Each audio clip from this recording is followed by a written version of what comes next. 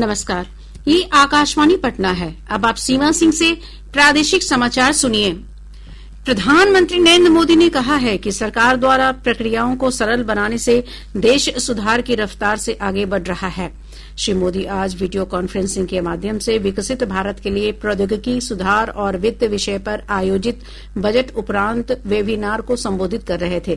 प्रधानमंत्री ने कहा कि पिछले एक दशक में सरकार ने अवसंरचना पर विशेष ध्यान दिया है। उन्होंने कहा कि देश का विकास राजमार्गों, रेलवे, बंदरगाहों, डिजिटल नेटवर्क और विद्युत प्रणालियों जैसी ठोस संपत्तियों को तैयार करने के ही संभव है। श्री मोदी ने कहा कि सार्वजनिक पूंजीगत व्यय के बजट में लगातार वृद्धि की जा रही है। उन्होंने कहा कि वर्तमान केंद्रीय बजट में सार्वजनिक पूंजीगत व्यय के लिए 12 लाख करोड़ रुपए से अधिक की राशि आवंटित की गई है।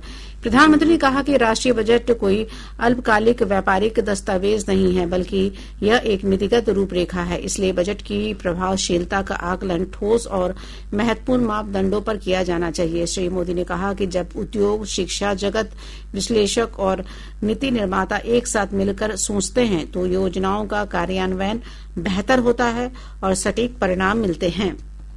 केंद्रीय गृह मंत्री अमित शाह ने सीमांचल में घुसपैठ पर लगाम लगाने के लिए एसएसबी और स्थानीय पुलिस अधिकारियों को विशेष निर्देश दिए हैं। पूर्णिया में सीमा सुरक्षा और आंतरिक सुरक्षा को लेकर उच्च स्तरीय समीक्षा बैठक में श्री शाह ने सीमांचल में अवैध घुसपैठ को पूरी तरह समाप्त करने का संकल्प दोहराया। केंद्रीय गृह मंत्री ने सीमांचल के सीमावर्ती गांवों को विकास की मुख्य धारा से जोड़ते हुए स्थानीय लोगों के सशक्तिकरण पर भी बल दिया। बैठक में केंद्रीय गृह राज्य मंत्री नित्यानंद राय, उप मुख्यमंत्री सम्राट चौधरी, विभिन्न केंद्रीय एजेंसियों के प्रमुख पुलिस महानिदेशक विनय कुमार समेत सीमावर्ती जिलों के जिलाधिकारी और पुलिस अधीक्षक मौजूद थे। प्रादेशिक समाचार आप आकाशवाणी पटना से सुन रहे हैं। शिक्षा मंत्री धर्मेंद्र प्रधान ने कहा कि एनसीईआरटी की पुस्तक में न्यायपालिका में भ्रष्टाचार पर अध्याय शामिल करना दुर्भाग्यपूर्ण है और सरकार इस मामले को गंभीरता से ले रही है।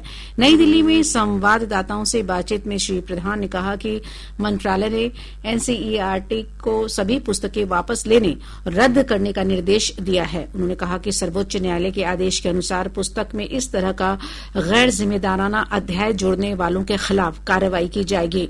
सर्वोच्च न्यायालय में इस मामले की अगली सुनवाई 11 मार्च को होगी।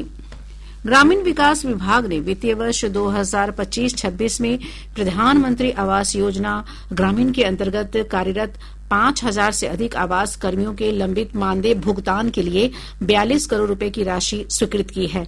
योजना के क्रियान्वयन से जुड़े संविदा कर्मियों का मानदेय अगस्त 2025 से लंबित था।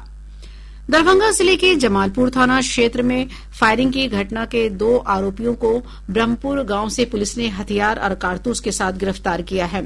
किशनगंज जिले के कोचाधामा क्षेत्र के राष्ट्रीय राजमार्ग पर 2 ट्रकों के बीच हुई भीषण टक्कर में ट्रक ड्राइवर और खलासी की मौत हो गई। वहीं दूसरे ट्रक के ड्राइवर और खलासी को गंभीर हालत में इलाज के लिए अस्पताल में भर्ती कराया गया है।